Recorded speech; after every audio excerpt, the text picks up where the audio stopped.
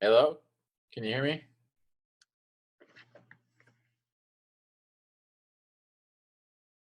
And I think we had 5 new clients sign up for big packages just in this week. So that's pretty good for us. Right. Yeah. Awesome. Like 24, 36 sessions. So Sweet. yeah. So we'll let Kayla basically kind of have just kicked us off there. I just started recording now, but yeah, let's go around. I want to, every time we do these, every 2 weeks, at least for a while, we'll do them and go around and share kind of a win from this past week. And maybe it's the last couple weeks, but usually we'll stick with the last week or two, and then we'll start things off. So Kayla already shared his, so whoever, let's go Dave next. Okay. The signups, I'd say, for my my grand opening challenge for second location, that's outstanding. I'm excited about that. And we got our second, our initial challenge for the year kicked off on my existing location. So that's going pretty well too. So almost week 1 of the books. Great. Awesome. Curtis. This week we did, we've been honing in on our sales process, and between Tuesday, Wednesday, we did 8 full-term agreements on top of everything else going on. So for us, that was a big win. I think we sat down with 10 or 11, and we closed 8 of them. So that was good for us. Very good. Awesome. All right. Who else do we have? Lionel. There we go. There's your. What's up, guys? How we doing? A win. I don't know. I'm not quite sure. I don't know. I had a template that somebody shared with me for a list builder, and I didn't know how to set it up on my own. And I asked Josh about it, and I guess it's a really lame win, but I paid somebody on Fiverr to do it, and it was no stress on me, and it was easy to do, and it made me feel pretty good. Nice, that's a win, man. If you can outsource it to somebody in Bangladesh, so it felt good. Thanks. Awesome. About it. Very cool. How about you, Josh? Well, we had our challenge kicked off on Monday, and the first day everyone wanted to come to our 5 o'clock boot camp. So we have 130 people in the challenge, and managed to figure it out. Trainers didn't lose their minds, and things are rocking, and we managed to pull it off with 130 people in the challenge. Didn't have to add 1 class to the schedule, so that's awesome. Wow, very cool. So you're saying that 5 p.m. that's the work, or 5 a.m. or 5 p.m. workout? 5 p.m. For workout? Yeah, Monday night, 5 p.m. That was the first day of the workouts, and everyone wanted to be at that specific one. So that one was packed, and it was crazy. And how many people did you get in there? What's your square footage again? That workout space, the square footage is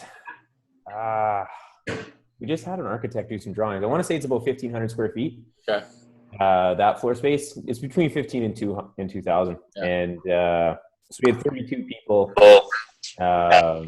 do the workout, and we had 32 people waiting on the sidelines to jump in for the next class. Wow. Yeah, so that was it's a lot of people in that little space. Yeah. Much so. Yeah. Cool. I'd say my wins, I was just telling a few of the guys before everyone else got on, it's just, I'm dying to start my Facebook ads, my marketing, and I'm going to start about a week from today probably. So I've finished up most of my Facebook ads that I'm going to run, at least my new types of ads. I'll still use some of my old ones, and I'll share those, sometime with you guys. I shared my long form ones I'm going to try. We'll see how that goes. I think using simple ones, kind of like Dave is crushing it with his, and I might model some of that. I will. I mean, that's the style I've used in the past, and I think for especially 14-day programs like I'm going to be running, I think those types of ads will probably even do better. Longer, if you're trying to sell like a bigger package or get someone, to buy into the program more, I think a longer form, more emotional type ad can hit them. So my team is building out all of our web pages. We've done a lot of videos for it. So just putting everything together this weekend. So by Monday or Tuesday, it should be all ready to go. And I'll try to fire up the ads early in the week just to make sure that they actually work or they get approved. Yeah.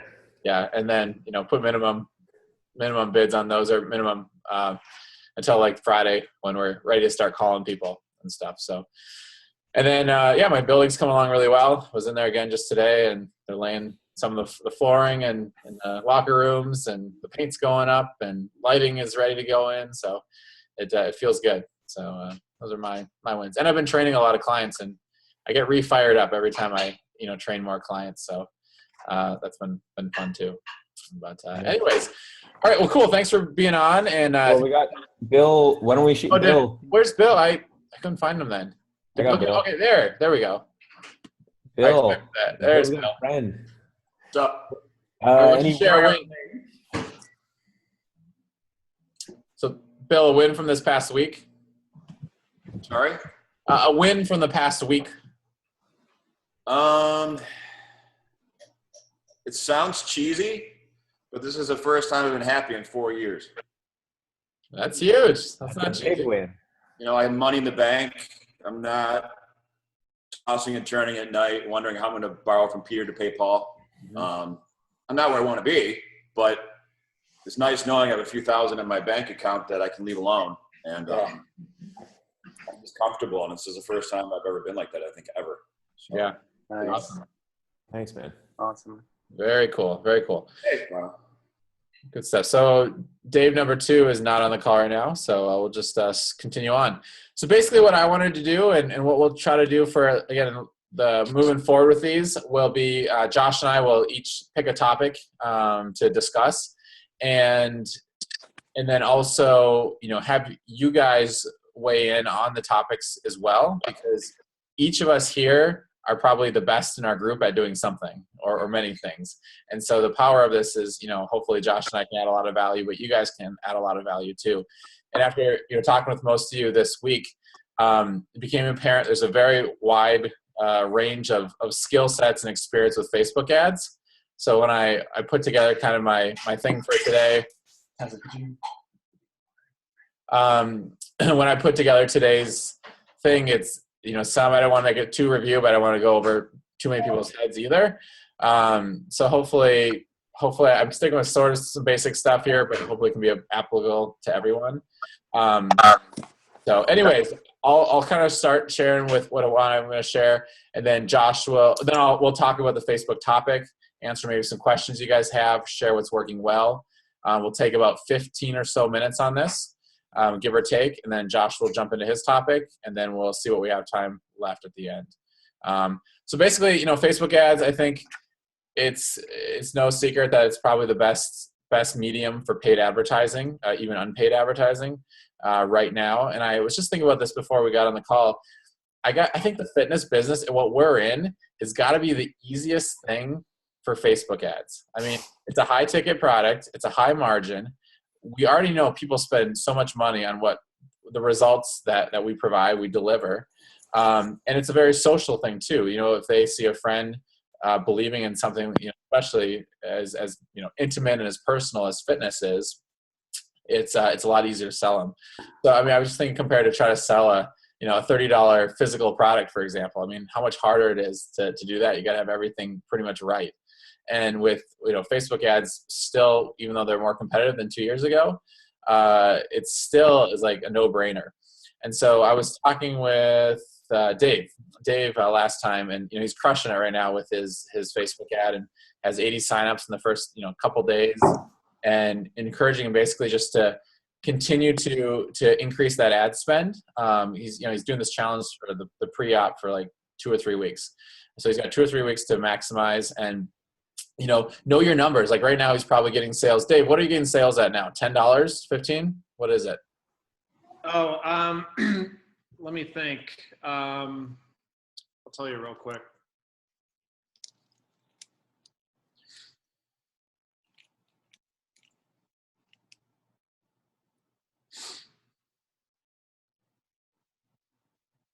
So as he's calculating that, know what your number is. You got it? It's like $5. It's like $5, ridiculous. So he's getting $175 off each one. Plus, then he knows right now his numbers are 30%, approximately 25 to 30%. He converts. Hopefully, we'll be able to help him convert at a higher pace than that. So, what do you guys think? I won't give you the answer. I mean, it's not a black and white answer, but how much would you guys be willing to spend for that sale for his 6-week challenge, which is $175? How much would you guys be willing? Just throw out some numbers. 174. No. I don't know. Like, it's not a bad answer. I would say, so for a lot of people, like say he's getting $5 or $10 sales right now, and maybe they get up to $30 in a week. I think, sorry to interrupt, but I think it depends how many leads he's generating outside of Facebook as well too. Like if he's really desperate for new leads and new clients, then, a lot more, maybe $20. But if he's getting a lot of leads outside of it too, then probably 5 to 10 is where he wants to be. Good. So I'm glad you bring that up, because that is, I think, what a lot of people, and that's what I've thought of too, for a lot of years was, we have this certain number that, maybe it's $10 leads or $5 sales or whatever it is that we're getting. And then we all of a sudden see that double or triple, and our emotional side kicks in. It's like, crap, I'm just spending all this money. It's a math game. That's all it is. So your joking number you threw out there, 175, I actually think that's pretty accurate. I think at least $150, because if you even if you lose money, if you spend $200 per sale, for those first 7 or 8 weeks, you will be in the hole. But if he converts at 25 to 30%, he now has someone who, I don't know what he's charging, but $150 a month or whatever. If they sign a 6-month contract, that's $600 or $700. So he's made $600 or $700 over the course of that time. So that's such an important thing. And again, we have our emotional side of things, and we don't think rationally with it. And you were thinking, Kayla, very rational with that. And again, so it comes down to knowing your numbers. So I told him, keep bumping his ad spend up until he gets sales at $150 or so. And I think the sky's the limit. I mean, I bet he could get 500 people in this to do it potentially, unless it really tails off quickly with response. But I think he's got a large enough reach of people. So that's what I encourage you guys to do. Whatever is working for you, double down on it. And until it goes to a threshold that's mathematically irresponsible to spend, stop spending then. Try something different. Okay. So my goal this year, I spent, I think, about $35,000 on Facebook ads last year. I want to do well over $50,000 this year in Facebook ads. My buddy, he went from $600,000 to $1.3 million this past year. Very similar models, kind of us. And he spent $50,000 on Facebook ads last year.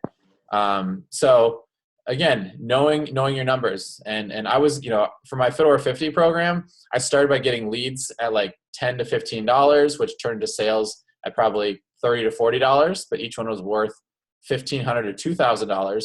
I run the same ad for months and months and months, not changing it. And I was getting leads, like people to fill out one, like a survey. It was costing me like $60 a lead. And maybe I was getting 1 in 4 to actually sign up after that. So it's cost me like $200 to $300 a sale, but I'm still, doing $1,500 to $2,000 over the course of that year. Plus, hopefully, there's going to be a referral or two in there as well. But again, psychologically, it was painful. I'm like, I'm spending so much money to get 1 or 2 leads, a day. So I think that's probably the best thing I can actually share with you of anything today, is know your numbers and don't get emotional about it. Okay.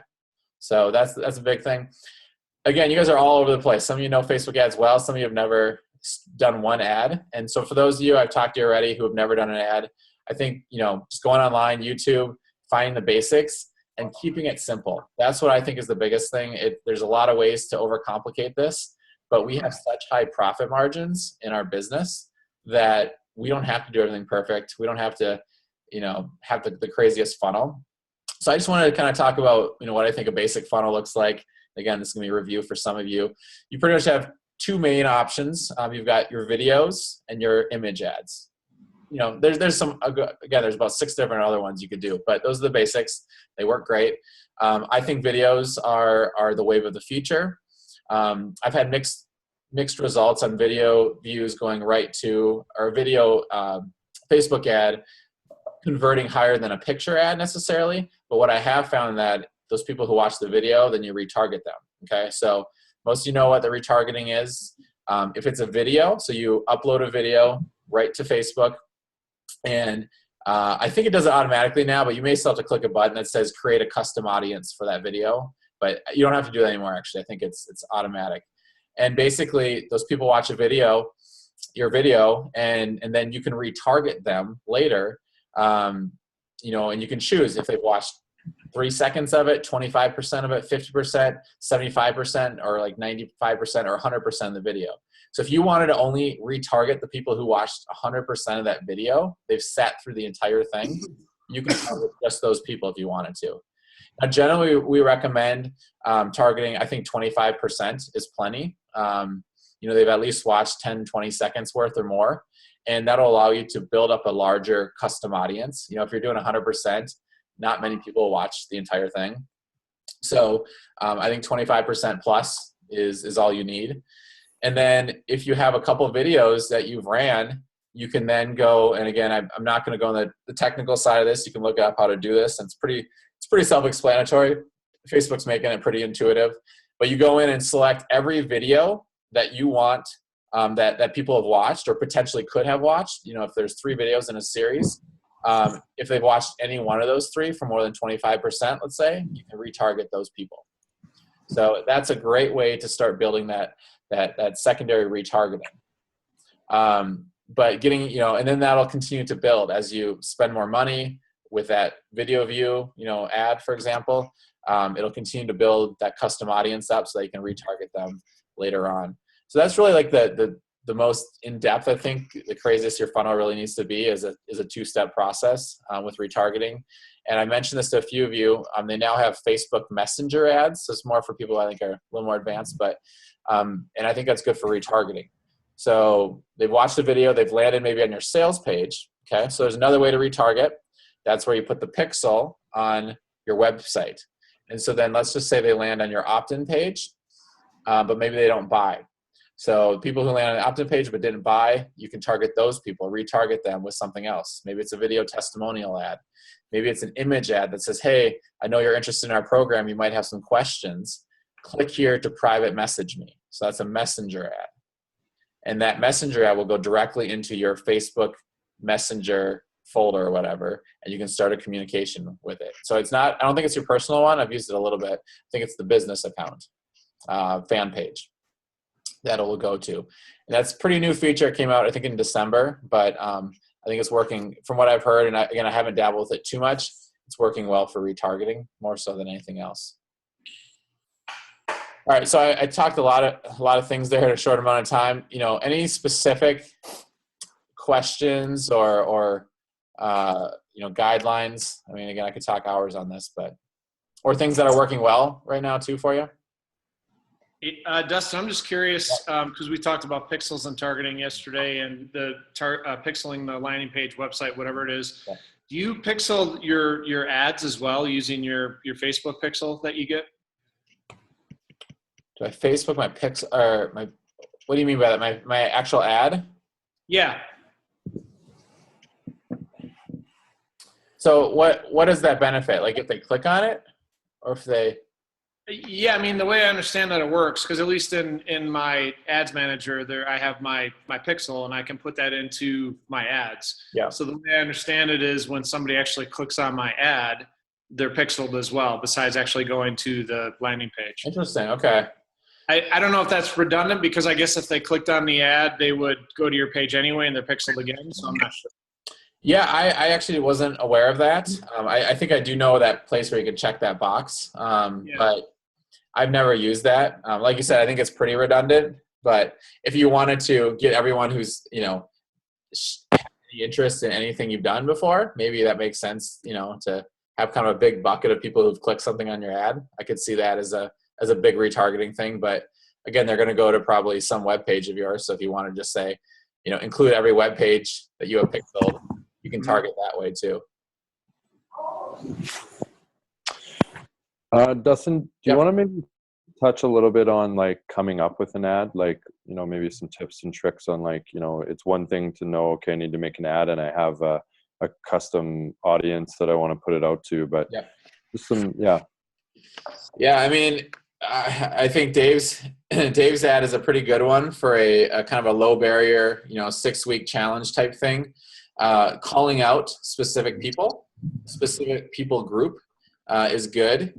And you got to be careful. You can't like like I'm calling out 50-plus-year-old women, Madisonian women, the 50-plus portion, a lot of times Facebook doesn't like that. So sometimes it'll go through, sometimes it won't. But if you call out like, Madison women, that's fine. I think it's broad enough. But yeah, so calling out your specific target market is generally a good thing. Having time sensitive to it, we've only got 10 spots left, or it starts XYZ. So pretty much anything that is good copy for web pages, I think is good for this. And there's different beliefs. There's the short, really short copy that's catchy and intriguing that kind of encourages people to click on the web page. Or there's longer copy that tries to draw them in and create a story on it. And then if they're really interested, then they'll click over to the web page. I think both work well. I would say, what would you say is, Dave, yours? It's kind of I would say it's in between, right? It's not super long, but it's not short. Yeah, I've definitely done shorter text ads. That's probably the longest. So yeah, I'd say it's in between. Yeah. I like your ad a lot. I mean, using those images, who knows if those little emoji things do much, but I think it does make them stand out a little bit. And so I think that's something that's good to add to it. Bullet points, like what the benefits are going to be of it, what's included in the program, especially if it's like a no-brainer, low barrier offer. I think putting the price in there is a good thing too. If it's a higher price thing, I don't know if I'd put it necessarily in the ad. But evoking emotion, like I have a 12-week Killer Curves program. It's a little bit higher end for us. And these are obese people we're trying to attract.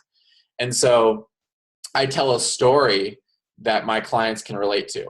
So you can't call out them particularly, but you can share a story about someone else and tell their attributes.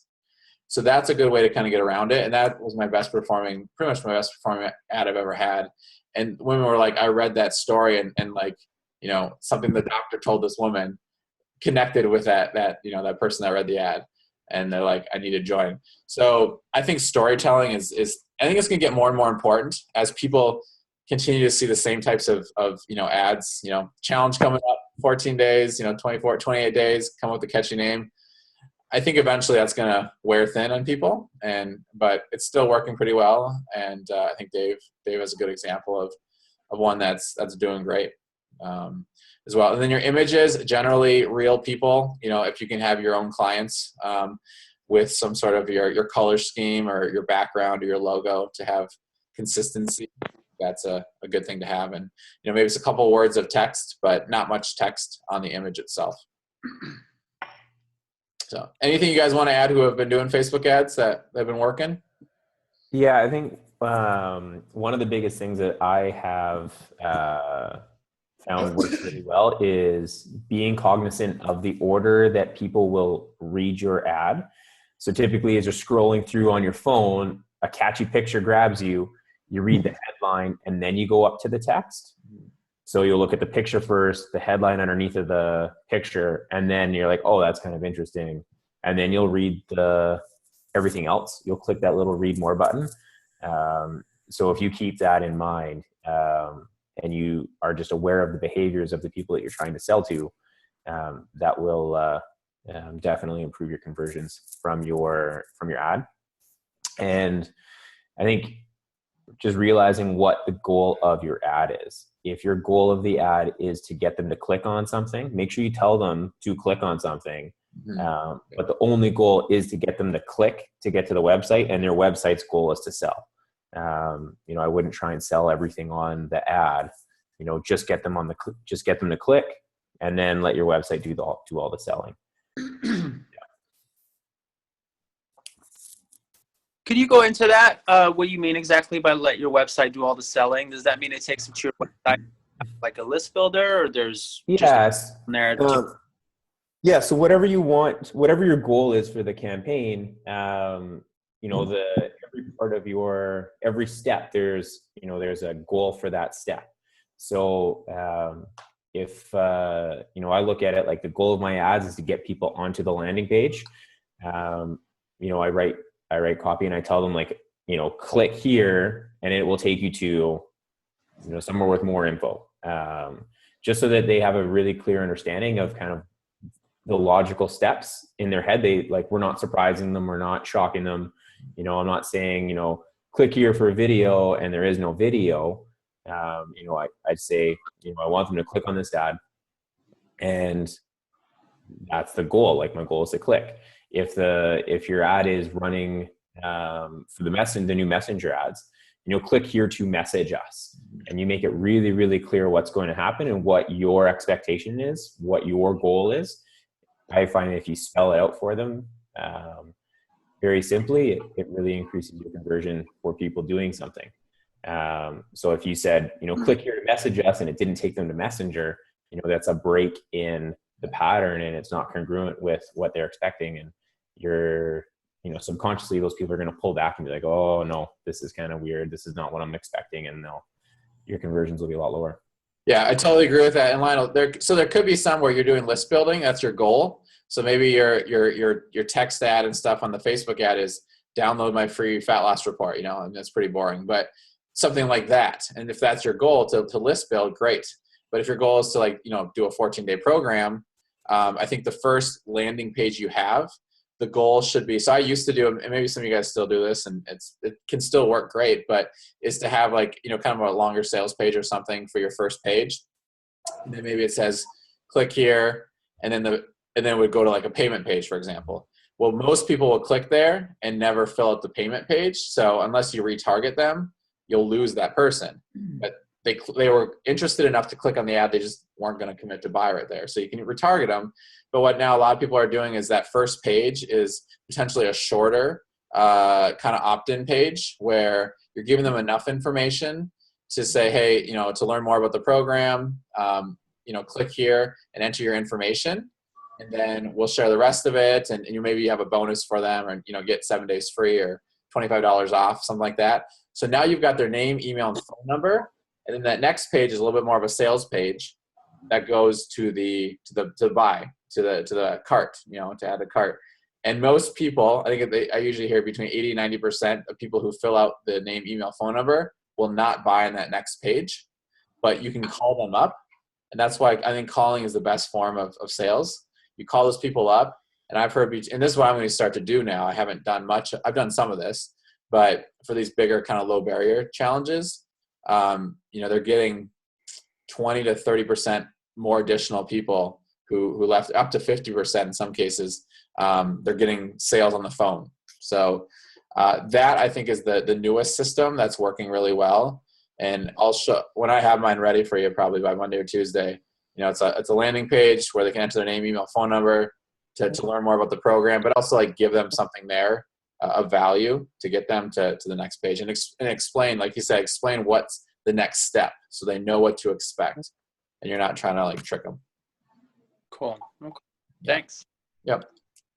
We got 3 or 4 more minutes here. We can talk about Facebook ads right now and maybe catch up at the end again with it because I want Josh to have plenty of time. But anything else you guys want to share, things that have worked or questions? The other thing I'll add, because Josh had mentioned mobile, is make sure you look at your page, whatever you're sending them to, on your phone to see how it looks, because the majority of the people use mobile now. Yeah, I think it's over 90% now, so it's got to be mobile friendly. It's got to load fast too, your web page. Yeah. That's huge. Anything else you guys want? So Dustin, are you talking about, because if I use ClickFunnels, are you most talking about taking the 2 pages and flipping them around, where they would first go to a form saying, give me your name, your number, and then it would go into the spiel of what the program is? That's the way it's been working well. Now, again, that first form page, I think it's got to have a little value to it. You've really sold it well on the like a paragraph, and then it would show, and your contact information here, and then it would here's what I'm doing. It's enter your name, email, phone number for us to be able to answer any of your questions, as well as you'll be able to buy the program on the next page. It's a little wordy. I think I shortened it a little bit, but basically that was it. It was one of our people will follow up with any questions you might have, and you'll be able to learn more about the program and sign up right on the next page. So that's kind of how I'm framing it. And I'm using a video, kind of a little video first, a 1 or 2 minute video on that page. So They're Because either you're right. What's happened with me is like in my last little black dress challenge, like on the front page, you get like 200-300 hits. Yep. You get like 50 that really follow through the whole thing. So that's interesting concept. And you know, even with those 50 of those, that 200, again, that's a great opportunity to retarget those people with a different ad, you know, because you can retarget people who landed on that page, your first click funnel page. I understand how to do that, but that can be another time. I So guess. yeah, put a pixel on and Google it, or if you have someone that does it, super easy, takes you 30 seconds, and then you can retarget those people. All right. Yeah. Anybody else? Yeah, so we really talked about today was, I would say, it's very direct sales type, you know, like making that sale or making that, get that opt-in to make the sale. There's lots of other ways to build know, like, and trust factor that are just kind of ongoing evergreen things that I think maybe next time we'll talk about, or in a, for sure in the future, which I think is what I'm most excited about, because it's still so cheap to, you know, put a video out there on Facebook and have, you know, 15,000 people in your target market see it. I mean, it's probably $100 or $200 for them to do that, you know, and you add that up and you have 3 or 4 videos, a couple stories, maybe they go to a blog post of yours, and you're building this credibility and you're building an audience list that you know who's clicking there. And then, you know, when you're ready to launch a new program or new offer or something, they're already there interested, and you've created this buzz for a very cheap price. So those are things that are just, you know, underlying that can always be running behind the scenes, that or in between the challenges to make, you know, your launches more effective. So again, we'll get into that another day, but just something to think about for the future. We're trying to get you that cash right now and early, and it's a good time of the year to do that. Okay, Josh, take it away, and we'll go on his topic, and then if we want to touch base with anything at the end, we'll do so. Awesome. All right. So what Dustin was talking about was getting you guys leading, getting you prospects. And I think one of the biggest things that people in sales struggle with, or I know one of the biggest things people in sales struggle with, is keeping track of all of your leads and, converting them. So most of you guys probably know, if you've studied any sales, it takes, roughly 4 to 7 kind of touches with that person to convert them into a customer. You know, they have to be aware of your company. They have to be aware of the problem that they have. They have to be aware that you're the person that can solve that problem. And you have to, just build that know, like, and trust factor. So you'll have people reach out to you with, they'll shoot you an email, they'll shoot you a text, they can call you, Facebook message you, they can stop in your location. What happens a lot of time is, let's say Mrs. Jones reaches out to you, sends you an email, hey Kaylor, I'm really interested in your program. This is super awesome. Can you tell me a little bit more about it? You shoot her an email, and then she drops off the face of the planet, and you never hear from her again. And that, that's, if that was that second touch point, we want to make sure that she doesn't call you with facts, and you can continue reaching out to her, making sure she's okay. So maybe in 7 weeks, you've emailed her a few times, and, you can convert her into a customer. But keeping track of that in your head can be massive problem. I know some people who try to keep track of it, like, oh yeah, I emailed that person a couple days ago and haven't heard back from her. I heard back from her, whatever it is. So the systems that we use here, I kind of break it into two kind of funnels. One for leads. So the people who I call a lead, someone who just shot you an email, shot you a message, something like that. And then a prospect is someone who's actually booked a consult. So I'm going to try and share my screen here with you guys. See if I can figure out how to do this. Which screen do I want to share? This one? Okay, what do you guys see right now, out of curiosity? Keeping track of converting leads. Oh, sweet.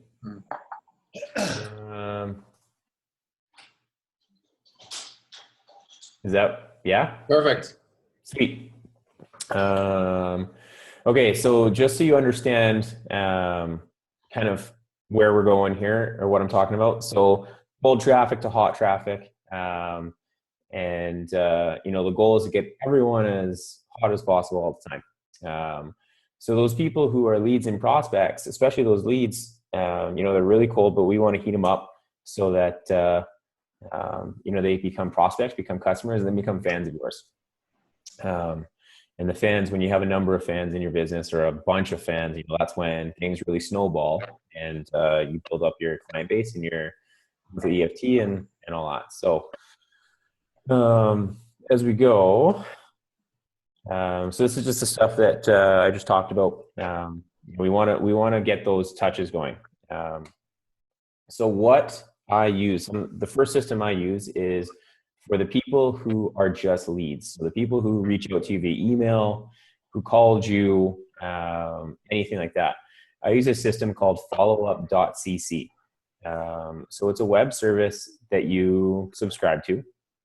And what it integrates with Gmail. So I don't know what email systems you use. If you don't use Gmail, you can just sign up for a free account to use this system. And I'm going to actually see if I can show you what it looks like. Can you now see my Gmail? No, not yet. No. Well, please let me share screen, stop here, stop share, share, new share, Gmail. Okay, can you see my Gmail now? Yeah. Awesome. So let's actually choose someone who's reached out to us here. Okay. So this person just asked about drop-in, stuff like that. I've already responded to her. But when I reply, when you use this system, you have, can you see where my mouse is? Yep. Okay, so where you see down here, there's a bunch of options. So in the BCC field, I can say, I want you to remind me tomorrow to follow up with this person. So when someone asks me, a question like this, I'll follow up with it like 2 days, 3 days. If someone says, hey, Josh, I'm really interested in your program, having knee surgery, in 3 weeks, I want to follow up with that person. I want to show them how much I care about them. And, or I just want to, if you don't actually care about the person, you want to fake it. So if they're having surgery in 3 weeks, I want to reach out to them in 4 weeks to see how they're doing. So you can type 4 weeks into there. And what the system does is it will just bump that email into your inbox again. And I'll just read it. It'll say like, you set this reminder 4 weeks ago. I'm like, oh yeah, I wanted to reach out to that person. She just had surgery. And you just do a quick email. Hey, Mrs. Jones, just want to check in, see how you're doing with your surgery. How's your recovery going? And then she's like, holy shit, this guy super cares about me. Like, I'm not even a customer of his. And like, how's your recovery going? She's like, oh, the doctor said I need about 6 weeks before I can start physiotherapy. Like, great, you can refer to your physiotherapist. And then set another reminder for 2 weeks, and it'll just remind you, hey, Mrs. Jones. You can send her an email again. Hey, Mrs. Jones, just want to make sure that you're doing okay. You got in touch with that physio that I recommended. Is there a timeline? Like, when you're going to be ready to go, like ready to exercise? You don't even have to go for that kind of sale. Like, oh, it's good. It'll be like 6 to 8 weeks. And then you can follow up with her in 9 weeks and say, hey, Mrs. Jones, like, you should be good to go now. I'd love to invite you to come in, meet with our staff. So it can just keep reminding you, so you never ever have anyone fall through the cracks. And I'm not financially affiliated with these guys at all, but I love their system. And then they also have an auto follow-up. So you can set follow-up email sequences with this software So like if you have anyone who reaches out to you and you want them to respond to you, if something's pressing, like you have your challenge starting in a week, every single day I have a series set. So like it'll remind that person the next day if they don't respond to me, just, hey, Mrs. Jones, just moving up to the top of your email list. I know you're busy. And then it's a bunch of emails like that. And then if they get through the entire sequence and they don't reply to me, then it kicks me an email and says, hey, Josh, just no one replied to your email. Then I can call them or whatever. So this way, no one ever falls through the cracks. Everyone thinks you have this incredible memory and you're a superstar. And the number of touches you create with that customer, goes up, and their quality, and, you can really convert people. So that has been a massive game changer for us in the sales team. So anyone who does any selling with us, I pay for this subscription for that. And we have no one ever falls through the cracks ever now. So that's how I deal with those leads.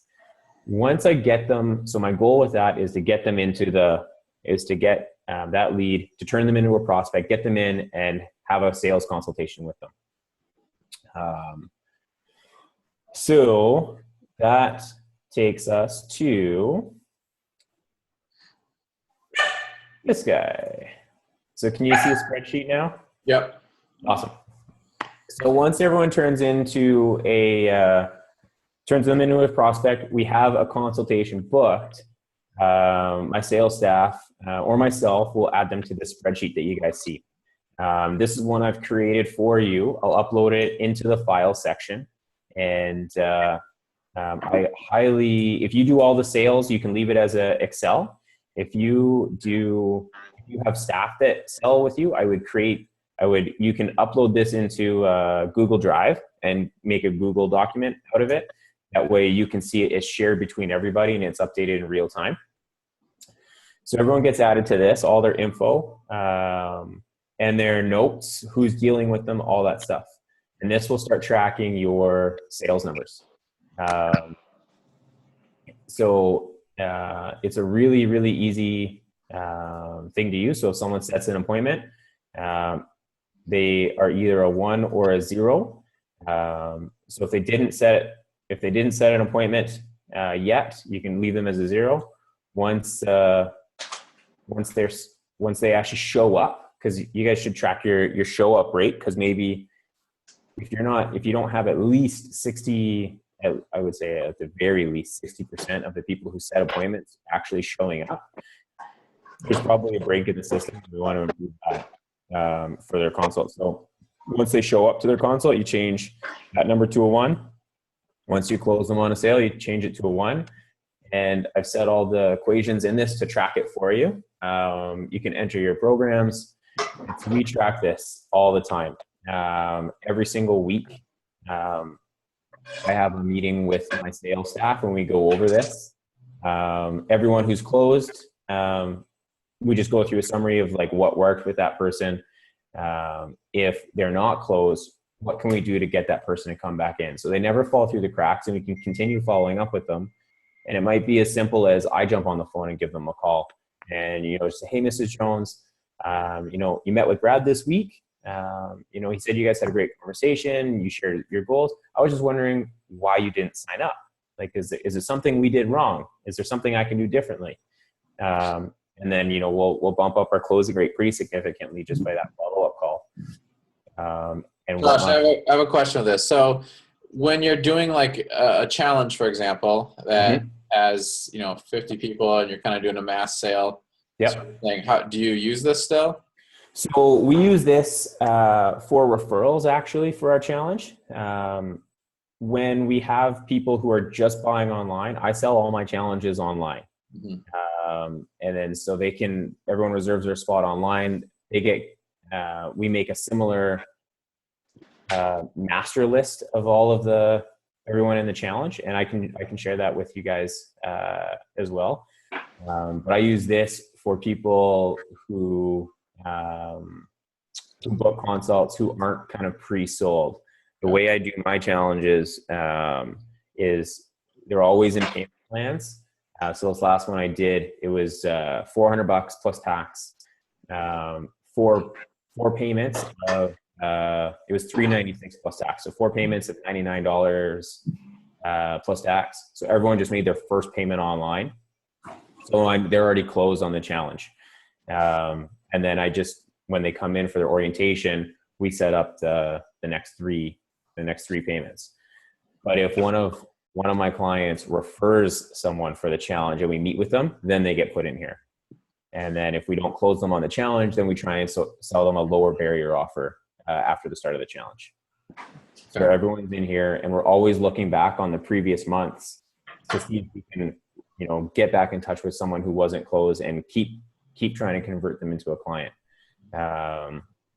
So along the bottom, you can continue down here, adding each month as you go. And then you can keep, like in February, you look back on January, like, oh yeah, Mrs. Jones, I'll reach out to her again. I'll call her. Have notes about her goals, what program she was interested in, and her contact info. So it's kind of like a Rolodex of, really hot leads for you that you can continue to follow up with. And then you can also set your goals. So if you want to increase your EFT by $5,000, it'll automatically calculate this stuff for you. You've only increased them by 147. You're just shy of 3% there. Your average sale or your total sales, average sale, and your showing rate and your closing rate, which are super important. And then how many appointments you actually set. So this is a great way for you to reverse engineer your goals into actionable steps. So if you want to increase your EFT by, like I said, $5,000, your closing rate from the last 90 days has been 80%. We can say, okay, that means you have to have this many people show up. If your show up rate is 60%, that means we have to set that many appointments. And then, based on how you're doing or how you've done with your marketing, if you've maybe had, you need to set twice the number of appointments that you have, we have to look at, increasing your traffic by 2 times, or we have to look at, reaching twice as many people. So it's a really cool way for you guys to reverse engineer your goals using this sheet and keeping track of everybody. So no one ever falls through the cracks, so that your closing percentages go through the roof and you can spend less money on marketing and make more money. So Josh, can I ask you a question? Yep. I'm confused because you sold your 6-week for what, $395, you said? $396, yeah. So I'm doing a 4-week for $147, and they pay online.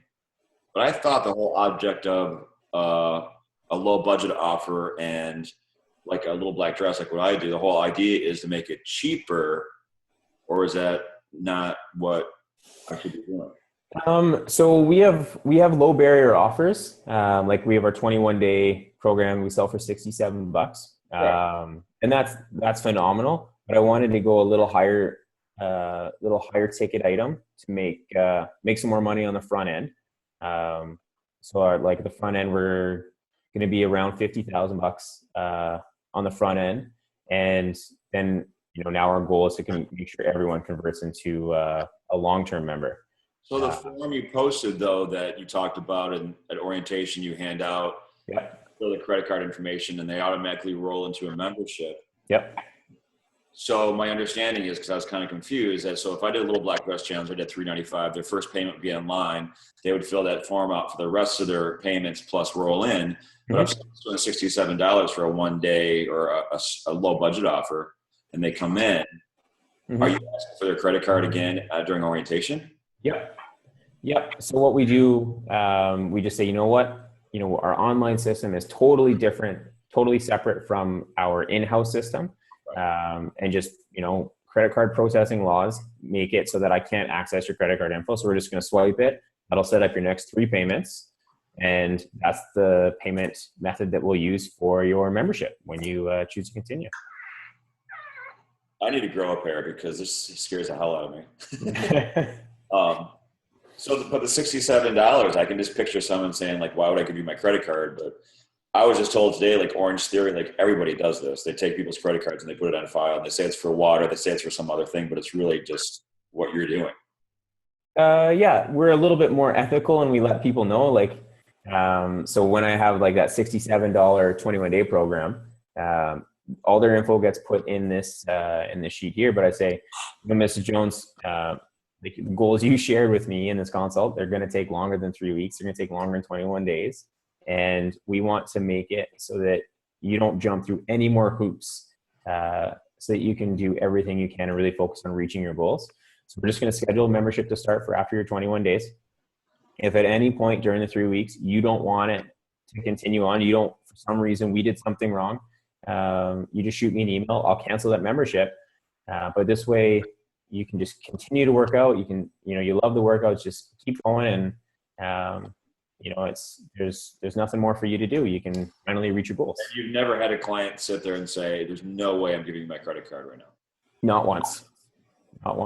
One of the things, that I, this is my business and this is how we do business. And, I set the rules. My clients, my prospects don't set the rules.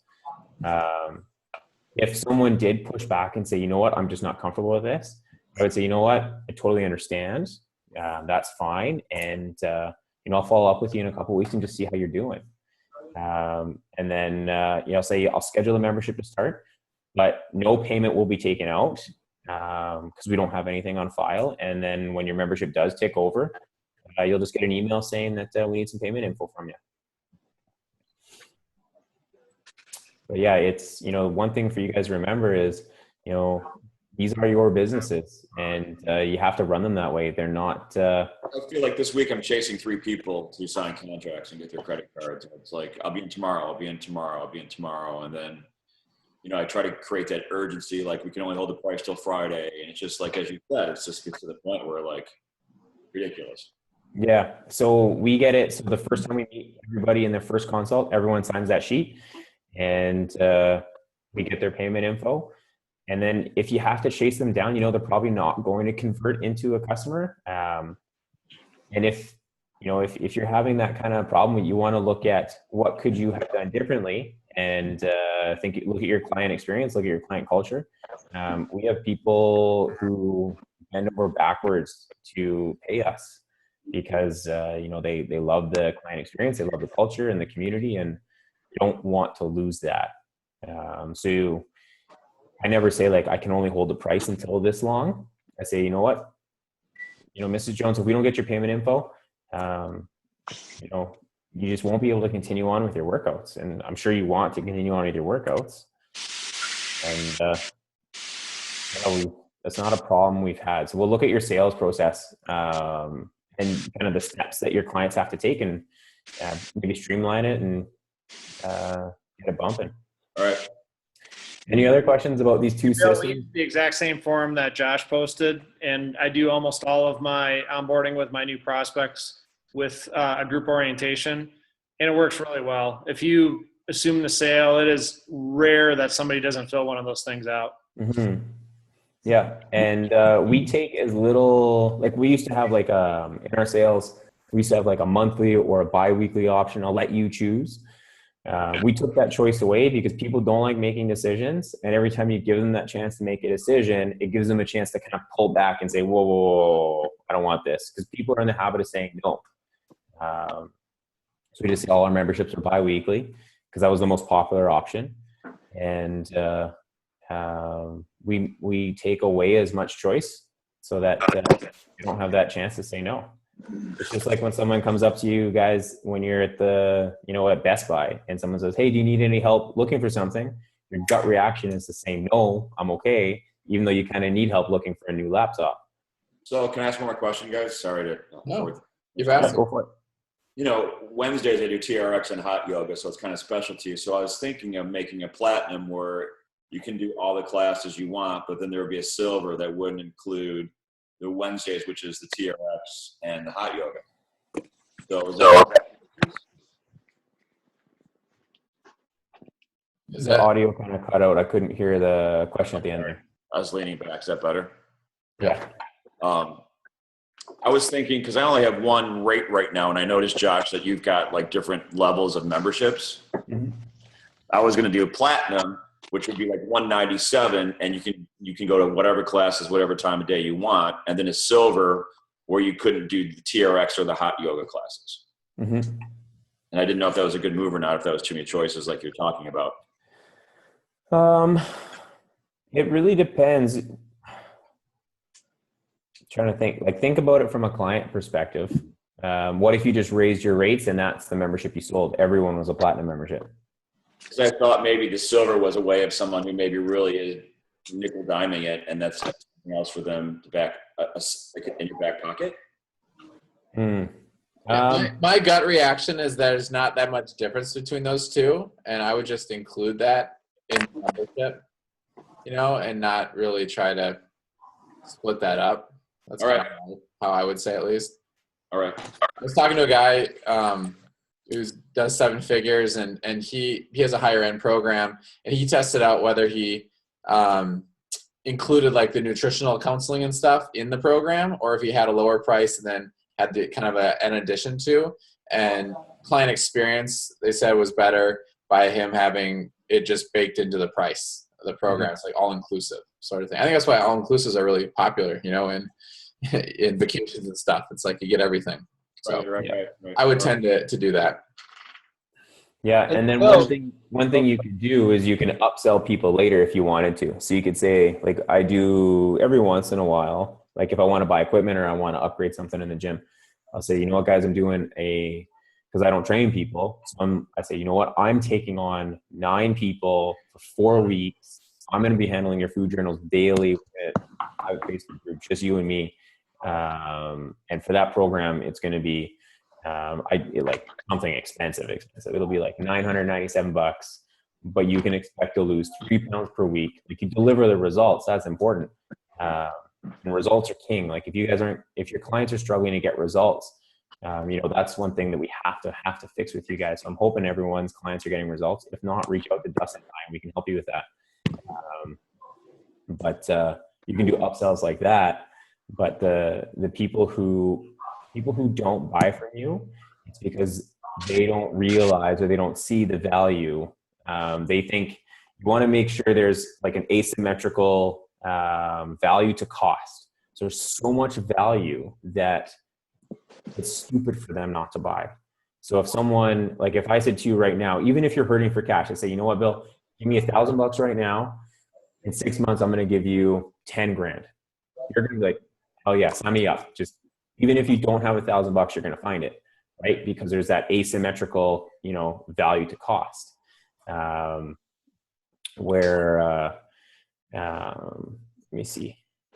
Oh, there we go. So yeah, you have that asymmetrical value to cost. But if you're like, if they'll give me $1,000 right now, and I'll give you $1,100 in 6 months, or 1,100. Yeah, if I give you $100 more, I'm like, probably not. I'm just going to hold on to my cash. You don't see there's not enough value there. So you want to see how can you build more value so that someone looks at your program like, how the hell are you only charging $197? Like, this is insane. Of course I'm going to sign up. That's the kind of experience your clients you should have for your clients in your sales consults. A little off tangent there, but That's good. Yeah, that's good. Josh, you'll be sharing the Excel spreadsheet with us? Yep, I'm going to upload that into the file section of the Facebook group. Nice. Cool. All right, so I want to try to respect time and do pretty good at sticking with about an hour here. Continue to take your questions, ideas, suggestions, that sort of stuff onto the Facebook group, and that'll continue to be our platform. It's a great platform to continue to share stuff. And keep us updated. For the guys that I'll be coaching, I'll set up a call with you probably tomorrow. I'll send out a link, and we'll do it on Tuesdays again. So. All right, so I think that's about it. Great job. Thanks for sharing, you guys, and excited. I learned a lot too today, so hopefully you guys learned some new stuff, and we can all improve in different areas, and all those incremental improvements, we're laying the foundation here to continue to build. So thanks, Josh, for sharing your stuff too. When are we all meeting, guys? I don't remember what you guys talked about. Yeah. So the dates are, and I'll send this in an email as well, but you'll come in hopefully the 2nd of March. And then that evening we'll kind of just do more fun, get to know you, dinner together. And then the 3rd and 4th of March, so it's a Friday, Saturday, will be kind of the 2 main days. And then I recommend coming back on Sunday or leaving Sunday. If you need to go back, Saturday night, that's fine, but probably Sunday. All right, awesome. 2nd through the 5th. So yeah, we're coming up close enough that we should probably start booking. I wouldn't book any hotels just yet for that, but if you do want to book flights, you can start with that, and we'll get more details on the other stuff. But I'll get an email out tomorrow on that stuff. Thank you. Yeah, you bet. All right, see you guys. Great job. Sounds good. Thank you, guys. Appreciate it. Be in touch. Appreciate it.